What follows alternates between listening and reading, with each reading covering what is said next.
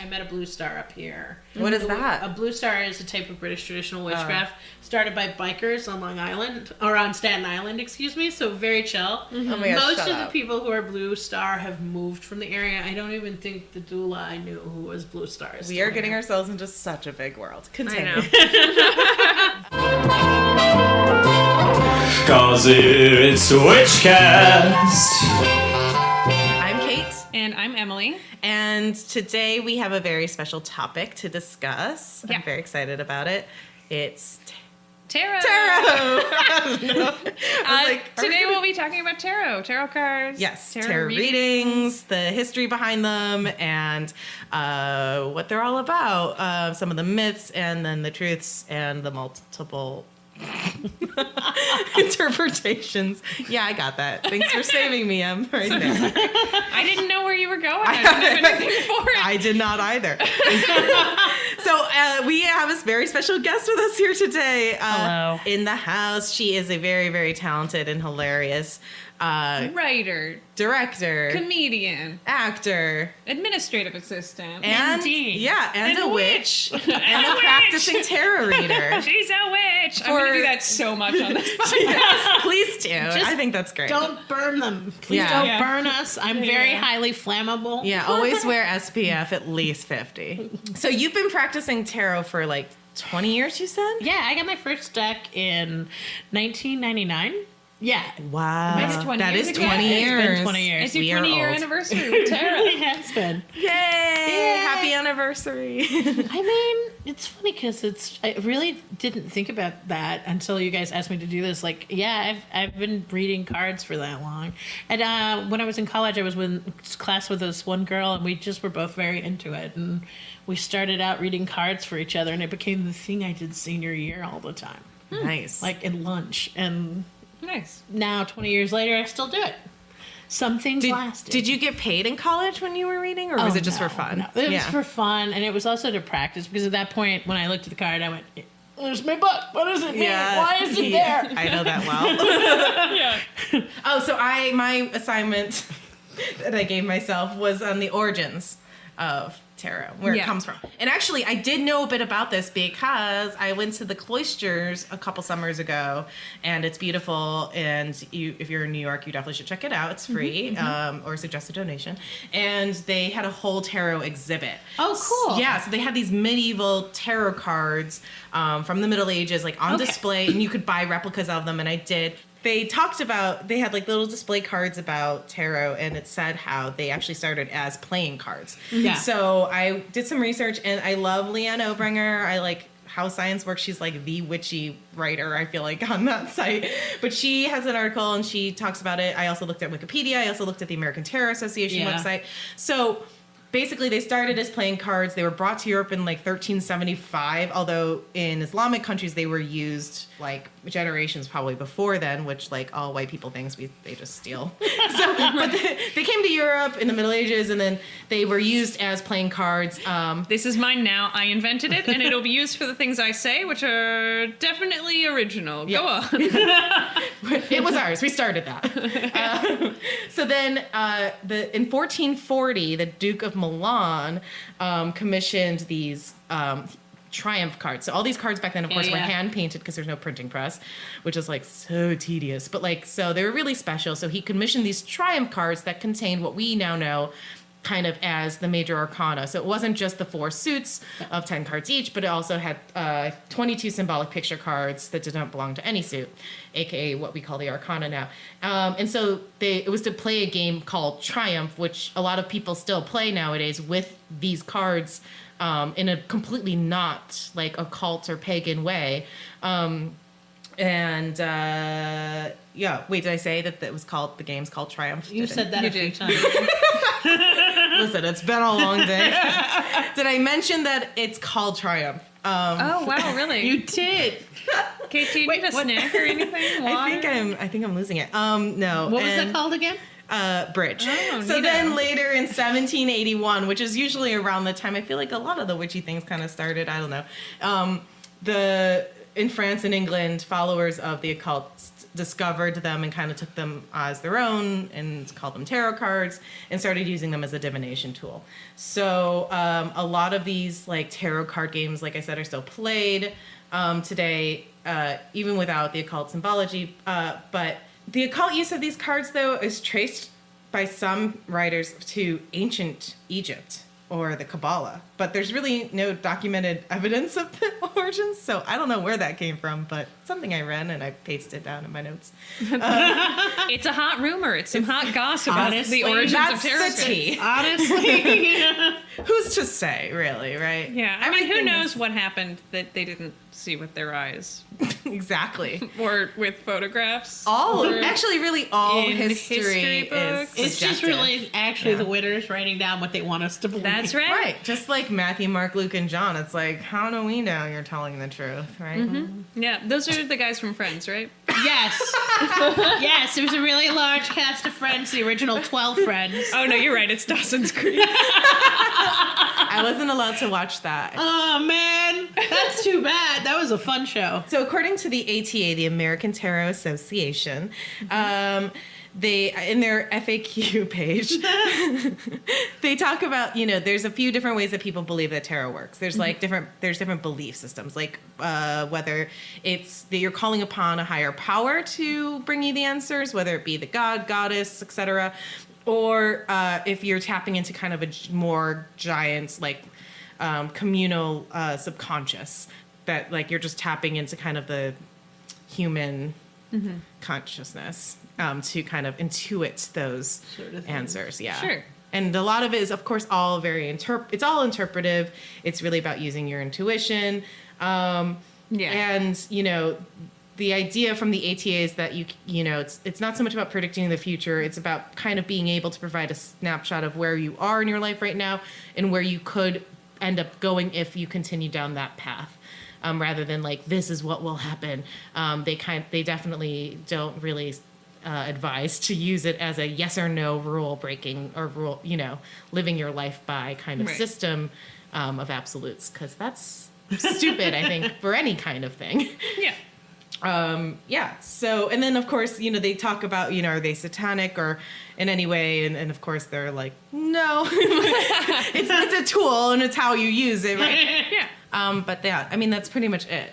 I mean, but I was going to say like the Rider-Waite deck, Sorry. which is like a very like, centralized classic 101 kind of style deck that a lot of people use when they're first learning, yeah. has a lot of Christian symbolism in I it. think with the Rider-Waite, it comes out of occultism. Most modern witchcraft really originates out of the occultism that was super popular in the 1800s. So it's coming out of that sort of resurgence and interest in these sorts of things. And so, the people that made the original deck were very steeped in European traditions of really everything. And so, of course, it kind of reflects that sort of thought process. I actually brought this deck because this is like a basic witch deck. Especially if you're interested in Celtic or you're going towards Wicca, British traditional witchcraft style. So very like English influence, very Celtic gods sort of thing. Robin Wood, who was well-known artist, and I want to say wrote like science fiction and some stuff like that, but was very well, or maybe it was medieval when she was associated with the old Avalon books. But I would have to go look it up. It's been 20 years since I've thought about all of that. Yeah, I love it. His penis is right there. Yeah. I'm sorry. I had Those to of point you out listening, the penis. Kate just pointed at a naked penis. It's on the lover's card. And he's not like ridiculously endowed either. Like No, it's very average. It's like yeah, Just a nice a little normal- curved. It's like very average. it's Yeah. a very normal penis. It's nice. Yeah. Good for you. He's Yeah. got some pubes. It's great. It's, Yeah. such Everyone's a- got She pubes. does too. I like it when It's women have great, pubes. yeah. That's It's like that skyclad sort of like it really Yes. if you're into that sort of traditional horned god sort of thing, it really reflects that. And I figured since this was like an entry to witchcraft thing, I should bring like the basic intro. I love these. Yeah, These are 'cause so beautiful. Yeah, the deck is really, really evocative of like the basic outline of like I think Wicca as a practice, not just So we have an Instagram, and we'll post a photo of a couple of these cards. Oh, on sure. our And you Instagram should definitely post a picture of the penis card. Yeah. Well, we might get censored on Instagram if we do that's that. well, 'cause We'll it's just got blur nipples on it. Nipples. There's nipples. You know how Instagram feels about nipples? Oh my God, Instagram is so against body. Oh my God, you know what we'll do? We'll nakedness. do the little emojis that have like the face on it. That's very funny. Yeah, Yeah. let's do that. Okay, wait. So, Emily, what were you researching? So I did more of like an overview of, like tarot as a divination practice, and then also how do you read a tarot deck? What does it look like? For people that are like super new to tarot, I thought it would be fun to just sort of give like I just wrote out like a basic like, what is this thing? Yeah, please, let's hear it. I'm interested. All right, so today tarot is primarily used for divination. It's primarily used for divination in English-speaking countries, although as Kate and Wikipedia both mentioned, We read the same article. sans occult symbology, they're still commonly used for card game playing in Europe. Now, did you know, Kate, that the game is called Triumph? I just learned that today. It's called what? Triumph? Triumph. Yeah. Huh. Okay, so a Sounds tarot familiar. card deck is basically like regular playing cards in that they have 4 suits, which vary by region. Each one has 14 cards, ace through 10, and then jack or knave, queen, king, I forgot and this. knight. Yeah. That's what I'm here for. And then a tarot deck also has a 21 or 22 card trump suit, which is what we're talking about with the major arcana. And then the minor arcana is what you call all of those suits that would look more like a regular sort of card deck. Oh, yeah. So wait, so like the jack. Sorry, ace to king in the suits is the minor arcana. The major arcana is the cards like the lovers, the hangman, Right, that kind of thing. The one with their numbers. I Yeah. have one. I knew this. I know this. I know this. I know you know this. And then, okay, so technically it has a 21 card trump suit and then a singular fool card. And those are the major arcana, but technically it's considered 21 plus 1 as opposed to just 22, I guess. I don't know. I just learned this. Because it's the 0. It's Yeah. it's Right, the, that's where you start, right? Yeah, it's the your beginning. journey. Yeah. It's the breath. A 0 has no value, so it's not counted as I anything. love that. It's the breath. Okay, go on. I love that. And then, like I said, the trump suit is made up of symbols or symbolic situations like the sun, the hanged man, the hermit, the lovers, the naked lovers that we were talking about, and so on. What the actual 4 suits are varies by region and to a certain degree by whether or not it's like an occult, like divination sort of Wicca, whatever kind of witchy deck, or if it's just like a playing card deck. But the basic To is play Triumph. yes. Yeah, or yeah, exactly. For Always playing to play Triumph. For playing Right. Triumph. We should play Triumph, honestly. And we should start play it. Like, yeah. But the most common ones that you'd see in some, like by one name or another, are swords, wands, coins, and cups. Yeah. So as opposed to in like what you might know as playing cards would be like spades, diamonds, hearts, and clubs. Boring. That's your grandma's deck. Yeah, we're throwing that out. You got swords, We're all about wands, the coins, coins. and cups. Yeah. And coins are pinnacles in a lot of like traditional Yeah. witchcraft decks. Yeah, And that's then right. like everything is depends on what you're doing. These are discs. Yeah. Whoa, So cool. like everybody has like their own variation to what works for them. Wait, what deck is that? you're This is showing the us? Gil Tarot deck. Which We'll was post pictures of this too. yeah, Gil this is one's my favorite Gill. deck. It's based on Western Kabbalah. Ooh. And so it's So very Madonna. different. These are Wow. wands still. And they're still, art's so cool on I these. love these art. Yeah. And I love having the words built into the cards. When Yeah. I was first learning to read, like it opened it up for me. But this particular deck also is just the right deck for me. There's Yeah. like, what kind of style is it? It's like almost like Art Nouveau or something. Like it's like, it's I mean, very the woman stylized. I want to say the woman who created it. Her name was Elizabeth Josephine Gill, and I want to say that she was an old esoteric witch. Like she was a Kabbalist in England, and she made these decks based on her practice, which is why the back of them are the Tree of Life. No, I love that. I love that. Yeah, That is it's- so pretty. It's beautiful. Yeah. It's very beautiful. And I very- want a tattoo of that. Yeah, Yeah. like I just like how things Yeah. because they just look like There's also something very like childlike about them. that's I was gonna say. It reminds me of my childhood, both in terms of I think like maybe the art just hits the right time period. Also, Yes. But like you know what this is? Do you guys know what this card is? This is the Six of Pentacles. The Six of Pentacles is usually depicted as children playing games. So you're picking up. That's exactly what you're supposed to pick up. Oh my god, we're such good witches. We totally knew that. All right, so in the sort of witchcraft world, you use tarot for divination. Specifically, that's cartomancy is what it's called, which just means fortune telling using a deck of cards. Like, cartomancy. I love that. Yeah, it's a fun you word. can do right? it with actual literal playing cards. Yeah, Like, there yeah. are all kinds of layouts with just regular cards. Yeah, tarot is that sounds probably so the most boring. sort of known and popular, but yeah, you can do it with all sorts of different, including just regular playing cards, which would be Or like kind of triumph interesting, cards. too. Yeah, or like Triumph. Well, but then it's back to tarot. Is it done yet? Is this joke done? I'm gonna stop. Oh, We it's might be bleeding editing it out heavily. Such a done. That horse doesn't seem okay. Okay, so how exactly the fortune telling aspect of it works, or if it works at all, and sort of depends on your belief system, which is what Kate was talking about.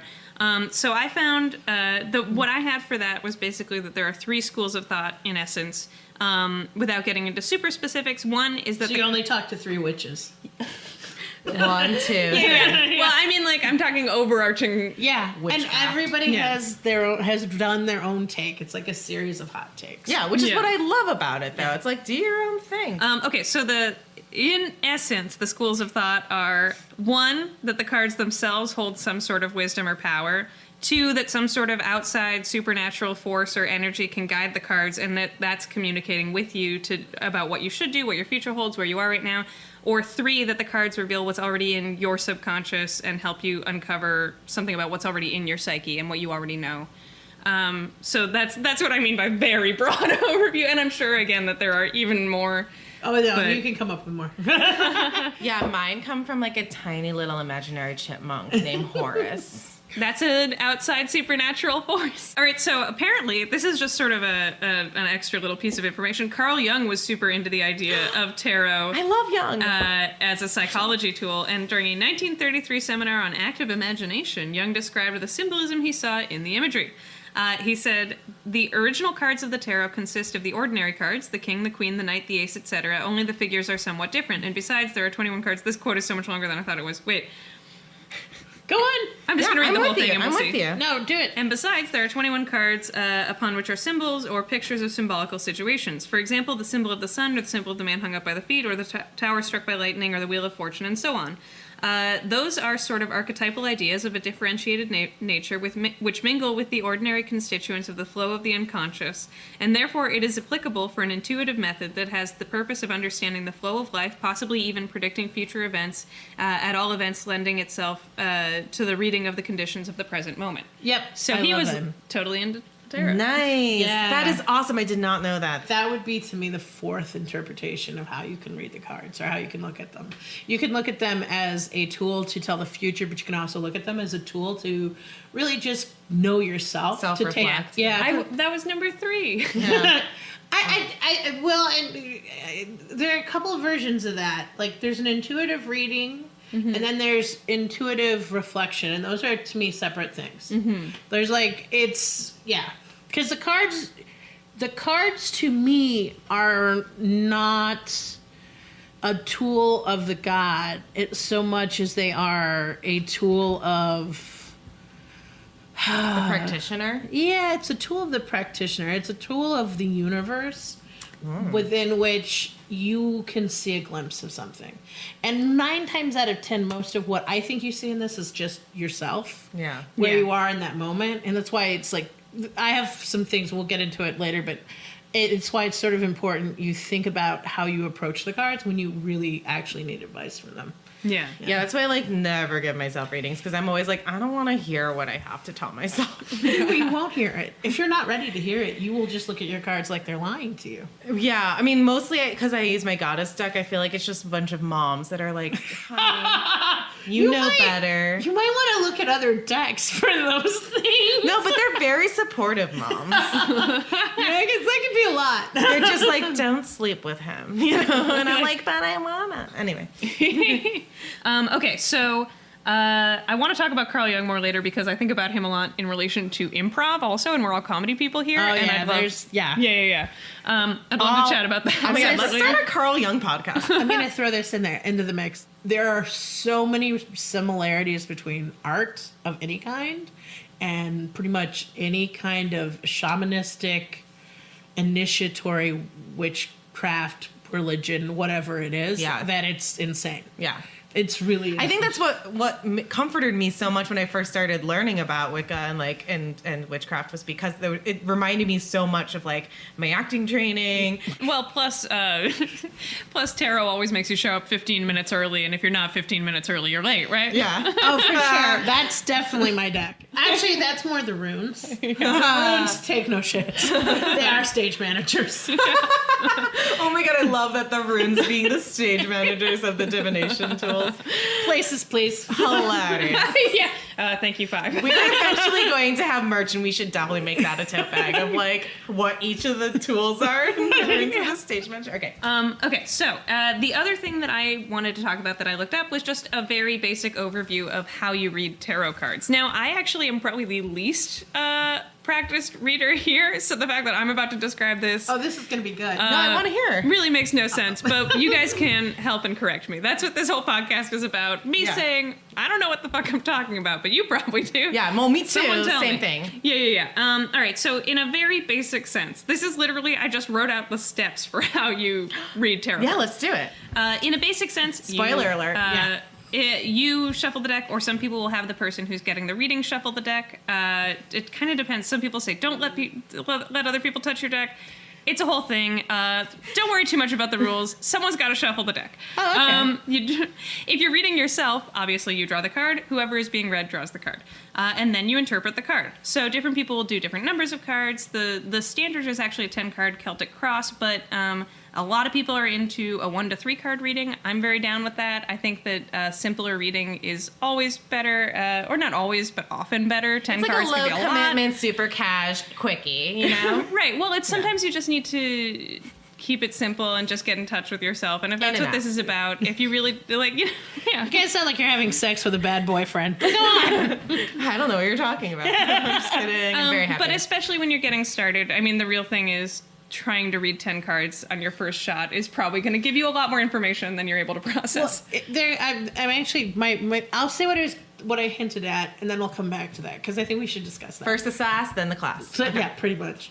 So I don't care what the rules say. Do whatever feels right to you because that's ultimately you're the one handling the tool, and that's what you should always do. Yeah. I had a magic teacher who actually I was hanging out with once when I was a very, very about in the same position as a witch as you were, and I bought myself an anthem.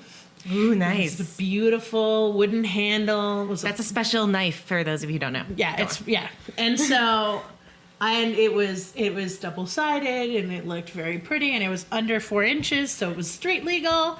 So I could buy it in New York and carry it back to my apartment. And Is that the law? You have to 4 inches or less for a knife blade?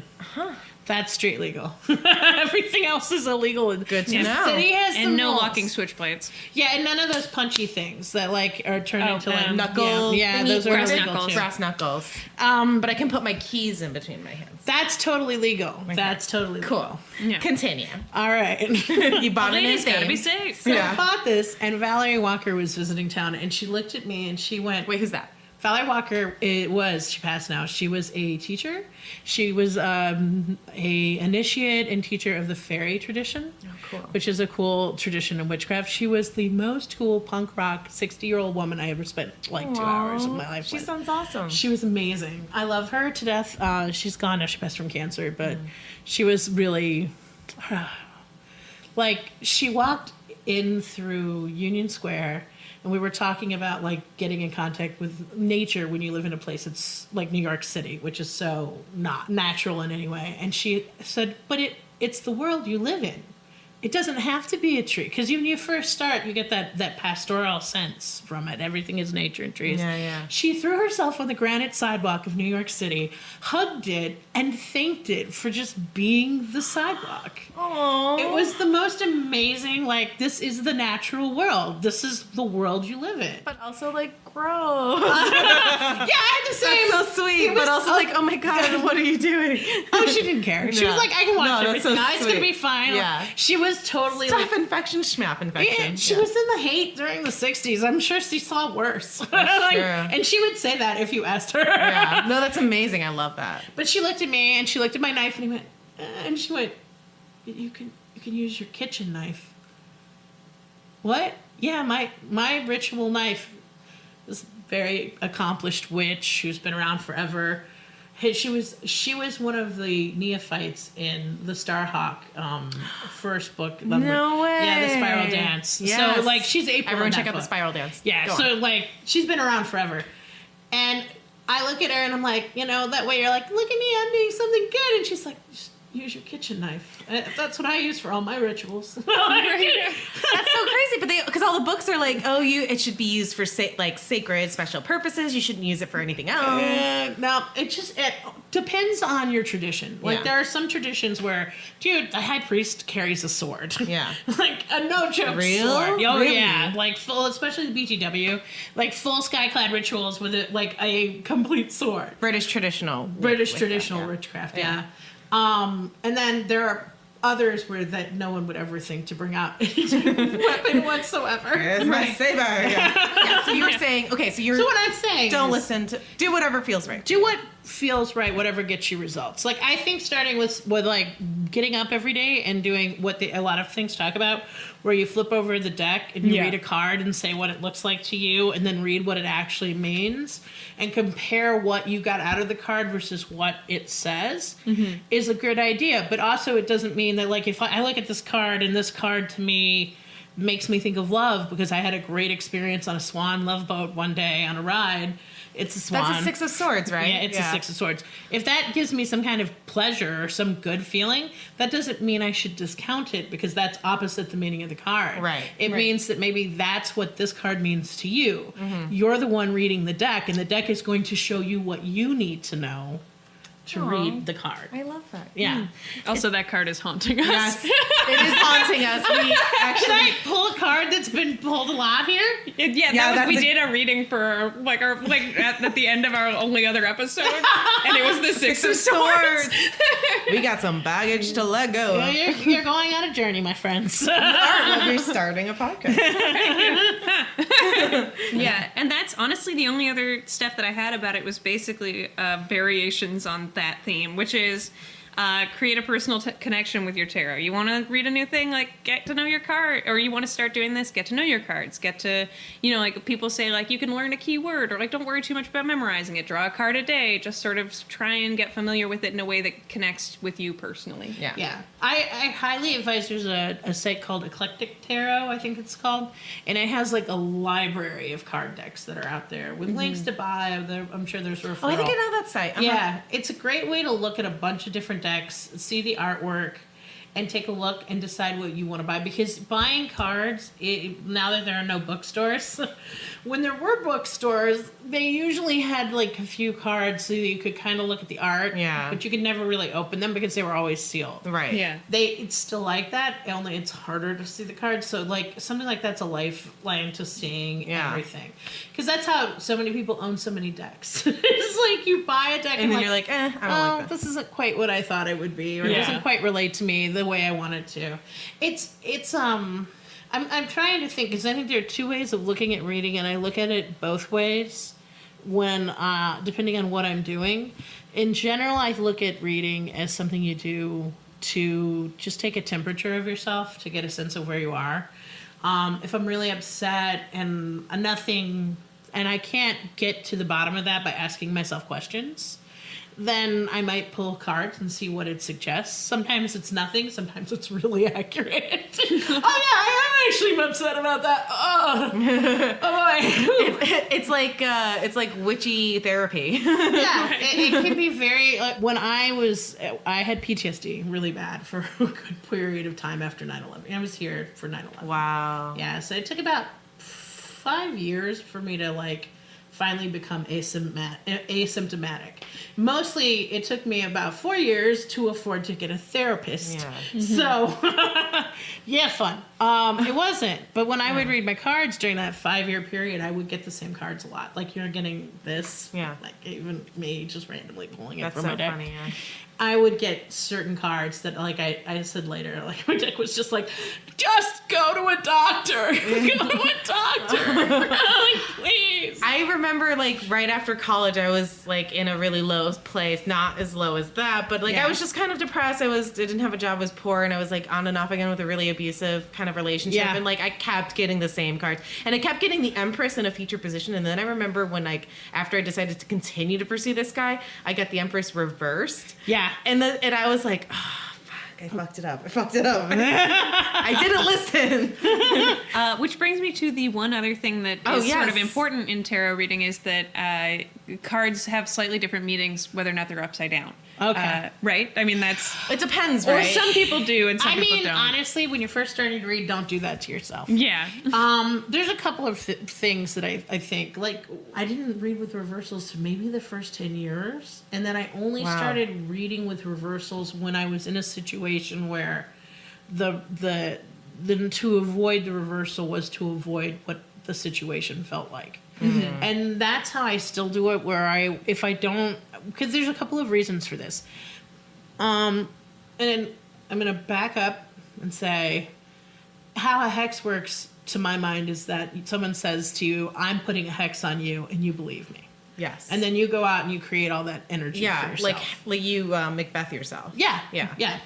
So if I give you... How dare you use that word in my house? Sorry, you Scottish play yourself. So if Edit that out. I pull a card like the devil and it's reversed and I'm like, nah, you're like super obsessed with something to the point where it's going to destroy your life.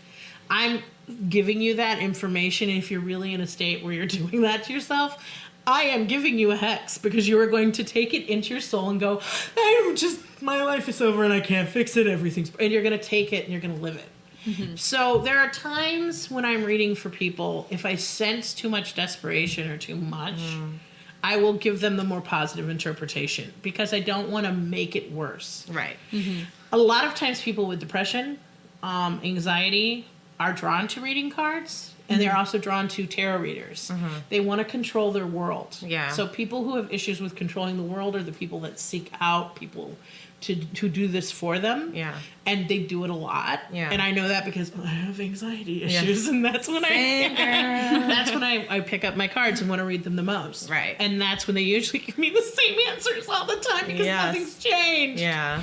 So like I'm very cautious about giving out too negative a reading if I don't know the person well enough to know that they can handle it. Or if I just get the sense that I'm confirming a bias that may be not a good bias to confirm. Mm-hmm. The truth of the matter is this card upside down and this card this way pretty much mean the same thing. Yeah. But one's a little bit more extreme. One lands on the negative side of the experience. One lands on the positive side of the experience.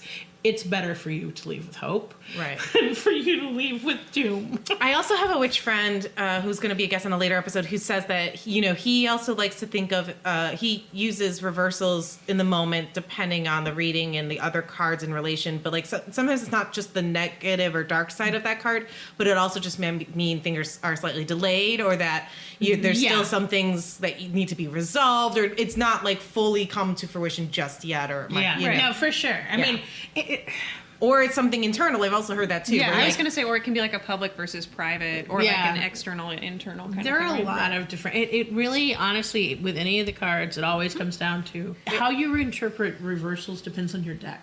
Yeah. Like if the deck is a time delay, it depends on the deck. Like this deck, it doesn't function that way. Indicating her guild tech. Thank you for you guys don't know. And this is a they're- very specific kind of like it has words on it for different cards. Like the Ace of Swords is energy. I love that. So it's either you have energy or you don't have energy when you look at a card like this. Yeah. So It's you very really simple. I love how simple this is. It makes the story very clear. It's such a simple, direct deck that like that's how I read a card. That's how I describe it.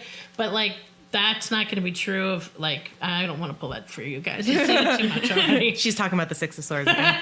But I'll go with the Knight of Swords, which is kind of the Dude of Swords doing the same kind of energy. Yeah. I'm into that. But like he has a different sense. Like he could mean a delay. He could mean other things. Yeah. Because it's the function of the card. So Right. it's a combination of how you choose to read. It's also a combination of how the deck starts talking to you. Yeah. So can we talk a little bit about spreads now? Because I know Oh, sure. also too that like from what I've heard from other readers and stuff is that, you know, it's not only just the individual cards themselves, but their placement and then how they relate as into the spread as a whole. Yeah. So Emily mentioned the Celtic Cross, and then we also, a lot of people know like kind of a classic 3-card spread, which is past, present, future typically. Yeah, my favorite is horseshoe.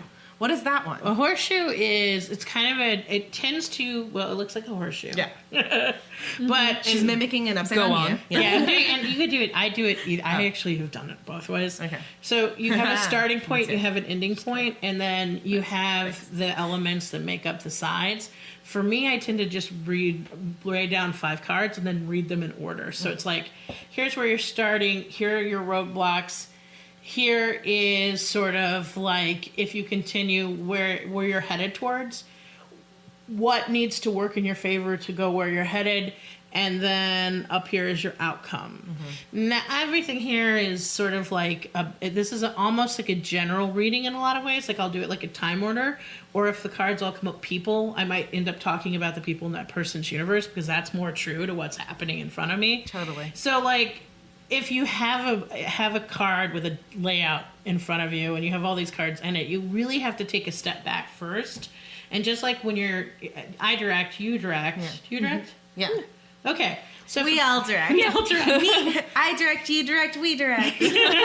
So for people who don't direct, when you are a director and you look at something, the first thing you do is you look at the entirety of the picture, and you look for the story that's in the picture.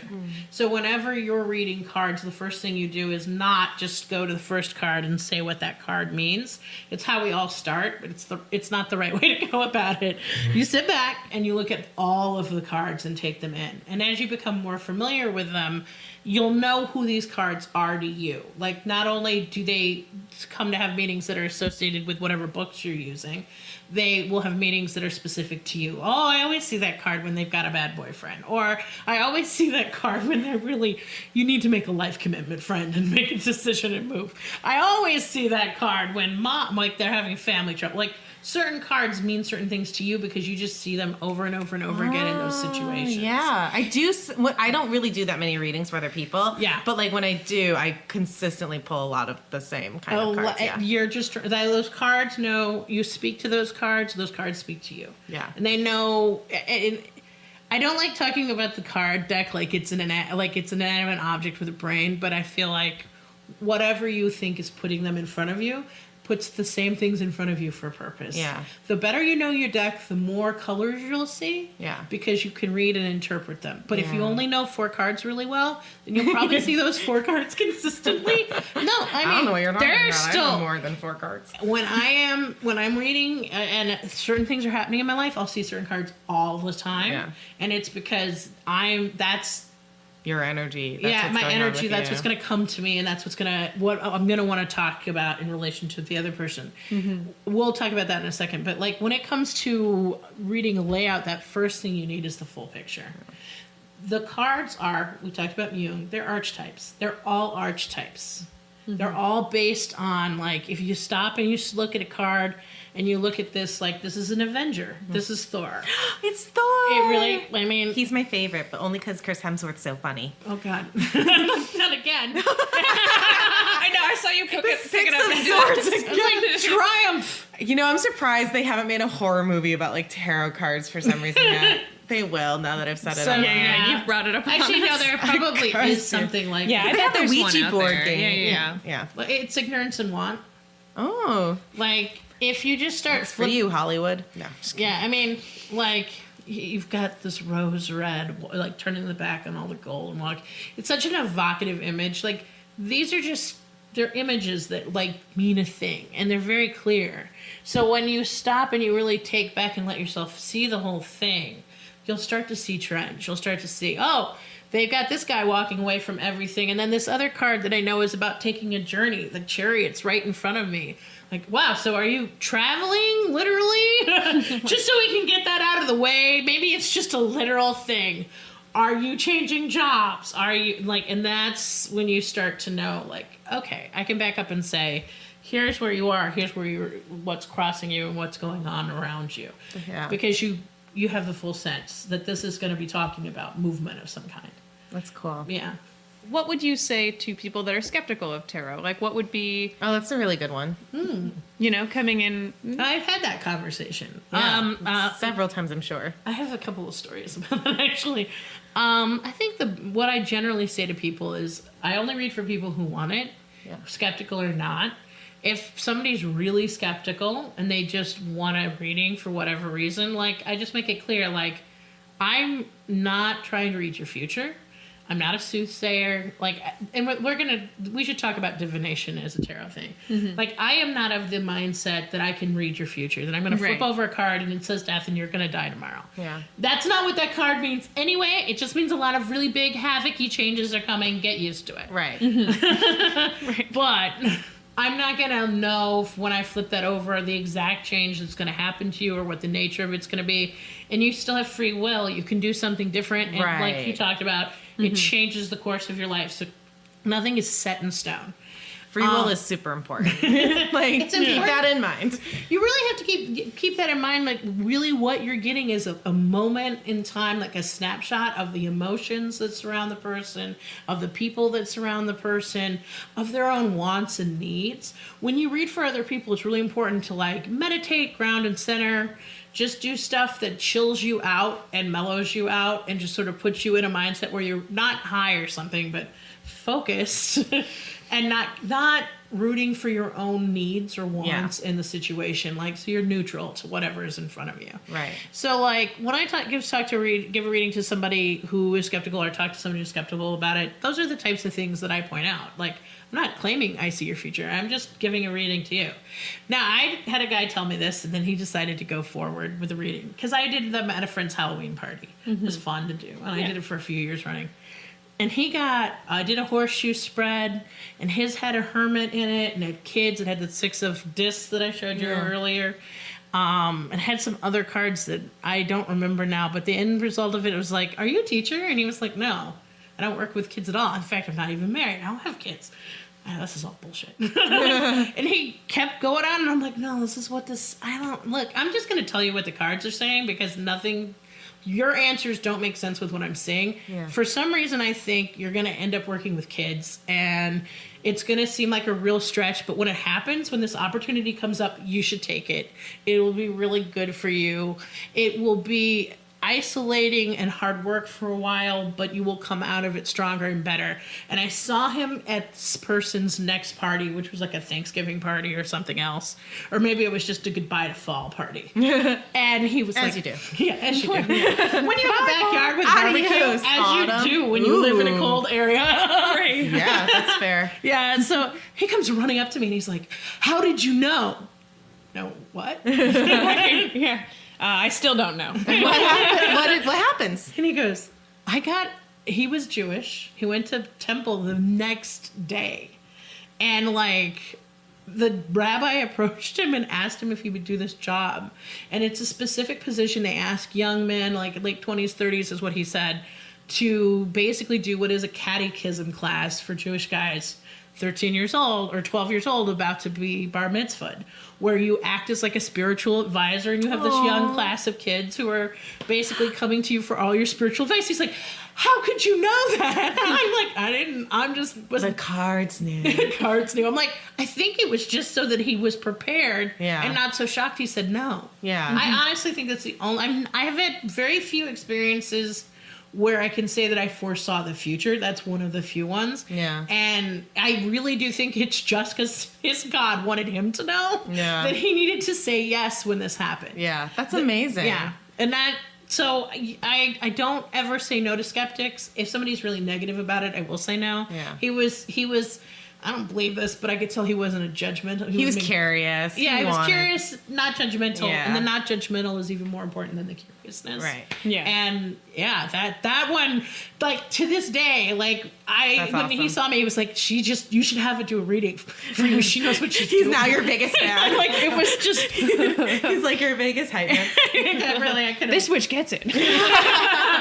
I feel like I meet a lot of different skeptics for all types of witchy things, and I always say, like, listen, like, who's to say what is real of anything, of Yeah. any religion, right? But, like, if there's any kind of tool or practice that, one, makes you feel better about this really sucky life that we all have, because life is hard. Like, life is great, but life is hard. We're all headed towards the inevitable conclusion of like some kind of like. What is it, like a heat death? From like end of like Yeah. greenhouse. I don't So know. We're gonna be boiled alive like, in whatever our own helps care. you get Fox. through that, like, that doesn't hurt anyone else, like, go for it. And also, to me, a lot of these tools, like astrology or tarot, like, it creates mindfulness. Yeah. And if there's anything that helps you check in with yourself and be like, am I feeling this way? Yep. Am I doing this in my life? Is this Yeah, like, and even if the answer is no, then you've learned something. exactly. How is that harmful? Like, Yeah. how is that a bad thing? No, and it functions quite well like that. I mean, you should always be aware of when it becomes unhealthy. Like if you find yourself checking your cards every day for an answer because you want a specific answer, because Right. you want the exact specific answer, and you won't be happy until the cards tell you, because they will eventually get pissed off and say yes. Yeah. That doesn't mean you're getting what you want. It means they're fucking sick of you asking. Yeah, I feel like I've had a similar experience with that. Well, it's funny that you mentioned earlier about like trying to give positive answers, or like not positive answers, but like lighter side readings for strangers or people you don't know that well. Yeah. Because like I said, I don't really read for other people, but for Nasty Women Unite Fest, Oh, the okay. first time around, I was like, hey, it's a fun way to raise money. I could do 3-card quick readings for $5 donations to the ACLU, and like and this was my first time reading for people I didn't know. Yeah, it's hard. And it was so emotionally draining. Like at the end of every night, I felt so emotionally exhausted. And also, like, these were people I never met before. And so I felt like I did it in a kind of more, when I do read, I tend to do in a very like general sense of like kind of more intangible things. Like it feels like you might be going through a situation or like emotional phase like this, maybe, you know? Yeah, And yeah. like, but like a lot of people walked away, and like there was one girl I read where she was definitely going through something pretty severe, Serious? like a divorce or a breakup of some major sort, or like something really dark, and the cards reflected that, and she like walked away like really upset, and I was like, I don't know if I like this. I have actually, when I pull too negative a reading, I will actually shuffle the deck up, tell the person, you know what, I think something is influencing this. Is something going on in your life? And a lot of times they'll say yes, and I'll be like, I will either I'm going to shuffle the cards right now. We'll see if this happens again. And if they're really, really bad a second time, then what I say to them is, your emotional life is so big right now that all I can see is that you're in so much pain. And I think that's all you need to know, is that the world knows that you're in pain. You're seen and you're acknowledged. And not get into the specifics of it, because at the That's end so of the, smart. you don't want to hurt anybody. Yeah. Yeah. You just don't. I read somebody's cards. Their specific life choices were such that the cards just kept saying, you need to make different life choices. Your life choices are causing havoc. Yeah. Yeah. And they were like, your readings are terrible. They're I like, was like, fuck you you, think your man." readings are take care of yourself and, Yeah. and prioritize your own No, safety. they didn't over wanna hear that, Nobody- yeah. And that people don't want to hear things that challenge what they want to believe about themselves. And that's, sometimes it's useful to recognize that. I mean, there are two levels to readings. Like, I've talked a bit about the cards in this way that's metaphysical, and I hate doing that because it makes people feel like they don't have power. And of course, you have all the power in the world. Anytime I'm sitting with people and I can see them, I can read them. And unless I'm an emotional moron, I can read things about them from their reactions to it.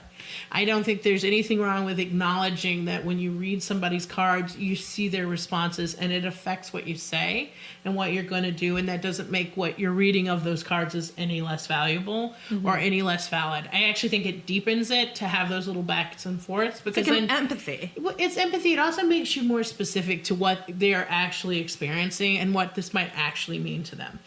the end of the day, good card reading can be like cheap therapy. It can just be somebody cheaply reinforcing to you the thing you need to hear. Yeah. Whether it's an issue you need to address or to continue on what is a hard path that requires a lot of work. At the end of the day, read the person as much as you read the cards, I think. Because, and I think that you have to be honest about it, because at the end of the day, they're the person that you're trying to help.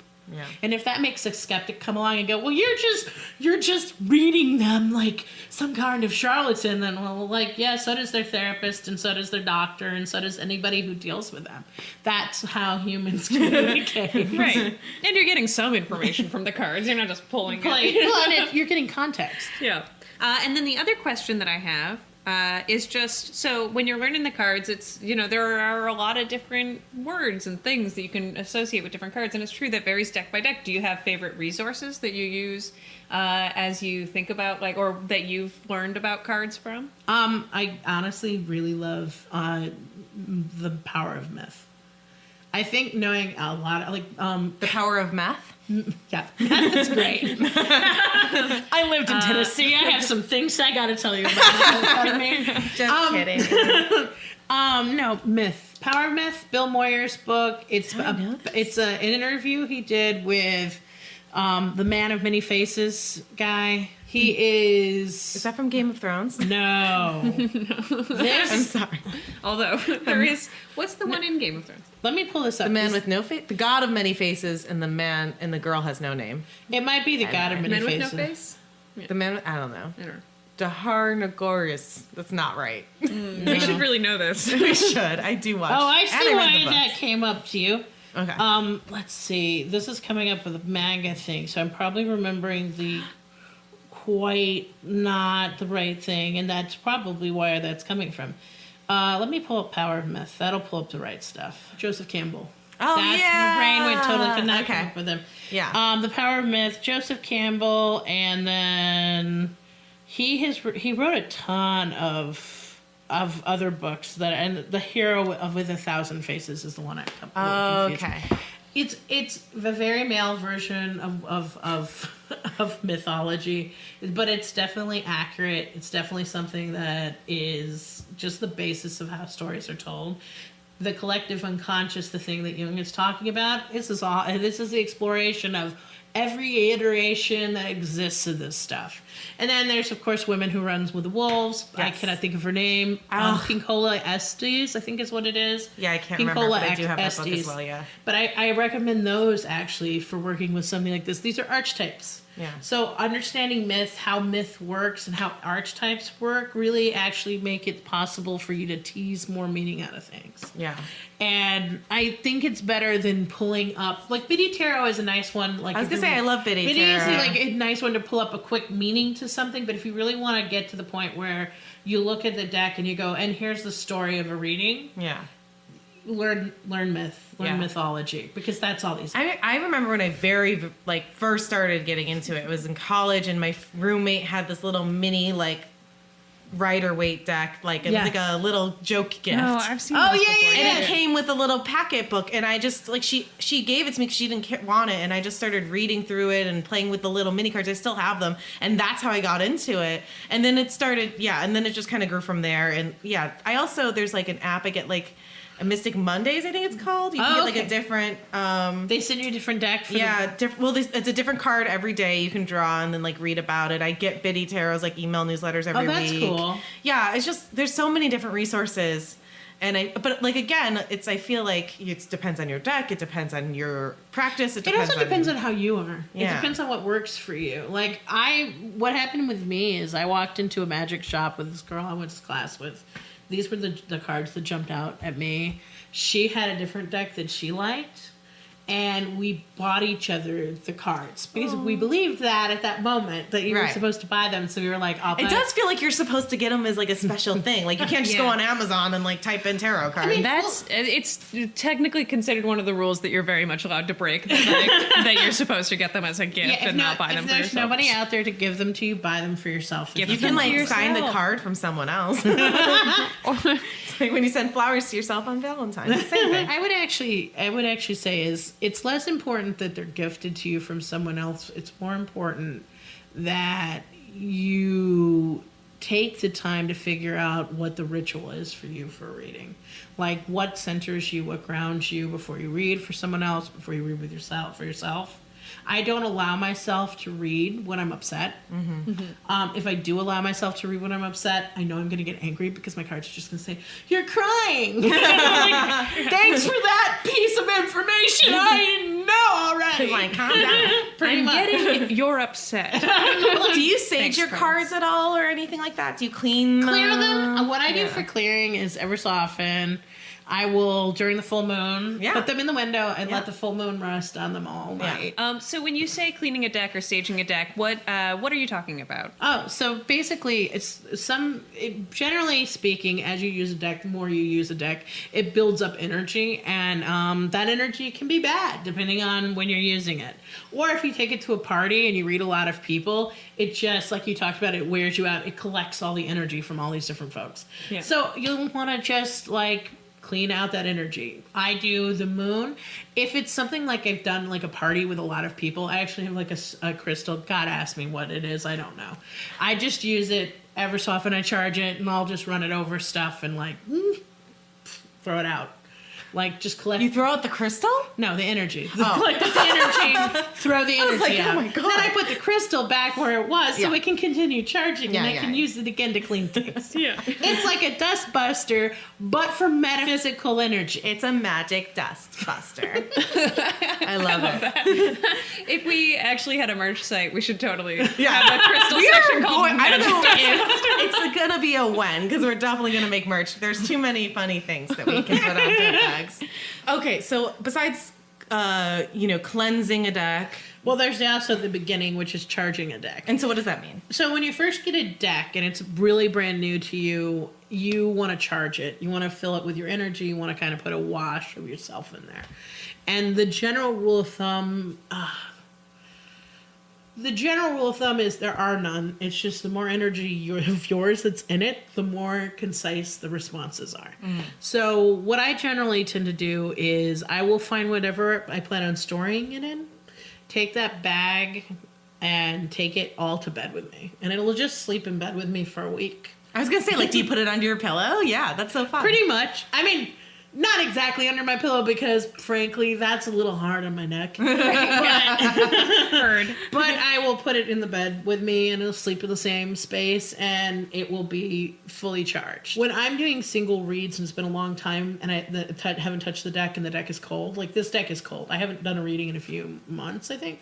So I will actually charge it by just putting my hand over it and just imagining the energy in my hand coming through my, as if I had like a little beam and I was some kind of like Avenger. Right. Yeah. Let's just keep bringing up heroes. Yeah. Yay. It's like very Tai Chi I do love in the a way, Avengers, like, that you bring your energy to something and can push it with your hands. Exactly. Yeah. And then just just hover above and let that energy come out. I feel like I can sense it from here. yeah, and just fill the cards until the cards feel warm or they feel responsive again. Yeah. It's like wake just up, recharged. wake up, Tara. Yeah, just that's it. I want to use you. I need you to just get up, and that's when I might shuffle and do some of this sort of stuff. But generally, always right before, I like to just let it hover up before I hand it off or cut or whatever I would normally do.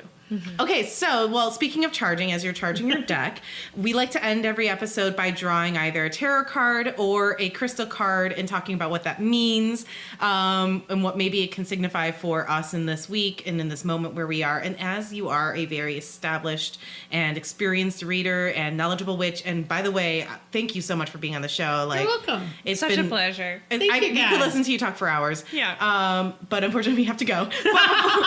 But before we do, we would be honored if you would draw our tarot card of the week. All right, I maybe shouldn't have done that one. She was shuffling.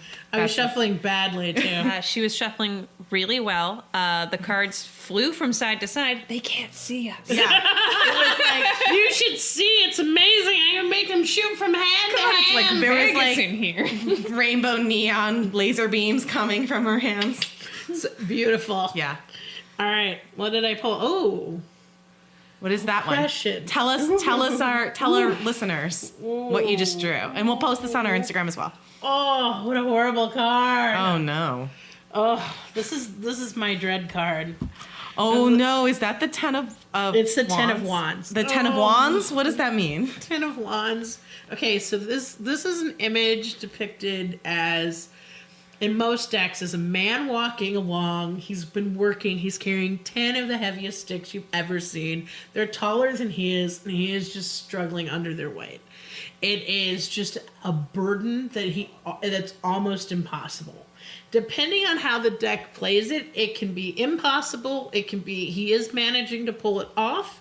In the Robin Wood deck I brought tonight, it is not a full collapse. He is actually able to handle the thing and carry it along, but it is a heavy burden. But what about in this deck, the Gil deck that you're looking at right now? So it looks like jail. Yeah, it does. It looks like flaming jail. It's a wand. We're gonna post this on our Instagram. It says oppression. All of the Guild decks, Minor Arcana, have words on them. Is why I started with this deck. It's why I love it. Yeah. It is a Quabala based deck, so it's a magic based deck. And so oppression in a magical sense is very much it's a blockage to your magic. You can't do magic. There's a spiritual oppression. There's a spirit pushing back against you. So this is kind of it's a sign of it looks like jail because you're stuck and you're not moving. This is the do not pass go, like the card where you're just in jail waiting to throw the right doubles to move on card. So what do you think that means for where we are right now in this, in like the three of us here in this moment? Like, what do you think the card's trying to tell us? Well, because I'm PMSing really hard today, so it might be picking up on that energy. it definitely is picking up on that. Yeah. That's what this seems like. It definitely seems like hormones. Really? No. No. I believed you. I was like, listen, I went it's from hard raging to do, to crying. a 3-person reading. Yeah, This is your second recording of a very large task, and there will be unexpected challenges coming. So what I think this really is just a sign that, like, now you have an object that's still, that you have to start moving and taking forward in the world. And that's what it is. I wish it didn't say oppression. I wish I'd pulled it from that deck as opposed to this deck. But I think, But you did. But I did, and I do think it has more to do. You know, one thing you might want to look out to is what are your blockages? What are your magical blocks? What are the things that have prevented you from moving forward? Because you'll repeat them in this. Because they are your assumptions about how things function. So keep checking those, basically, as you move forward. That's probably what this is about. I mean, that's also just a great reading for anyone. Right. Let's draw one for the audience. Yeah, let's draw one for the audience. Oh, hey, loss.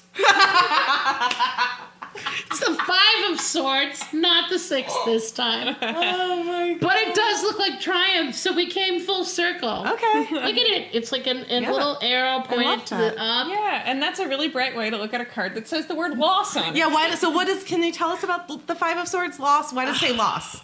Because, the traditional depiction of this is, if my memory serves correctly, it's usually like a guy with 5 swords that are like decaying and sort of falling into pieces. I actually read this as an important thing. Whenever you choose one idea, there's a loss of something. Like, things fall away, right? Yeah. There's only one thing that can keep going. So there's always loss, but this is also a card where you have this image of this bright sword carrying forward and 4 swords that look like they're falling to decay. Oh, That's what happens. There's always a loss when you. But that sword, we'll post this on our Instagram as well. But that's that one clear, bright, gleaming sword in the center looks very victorious. Yeah, exactly. And again, It looks triumphant. Bringing it back. So we end this. Well, thank you so much for being on the show. And thank you for having me. This is such a pleasure. Oh, so we end every episode with our catchphrase. Every episode. And we would love for you to say it with us. What's our catchphrase? It's hex yeah. Hex, yeah. Yeah. So will you say it with us? I will. Okay. You want to count us off then? Okay. 1, 2, 3. Hex, yeah. Cause it's Witchcast. I always tell this story. When I was 11, I asked my mom if I could watch Scream at my friend's house, and she was like, well, it's scary and it's rated R. I don't know if you're gonna like it. And I was like, no, Mom, it's fine. It's cool. Like, I'm with my friends. Like, let me watch it. And she was like, okay, fine. You're gonna watch it anyway, so whatever. And then before I hung up, she goes, wait, isn't there a sex scene in that?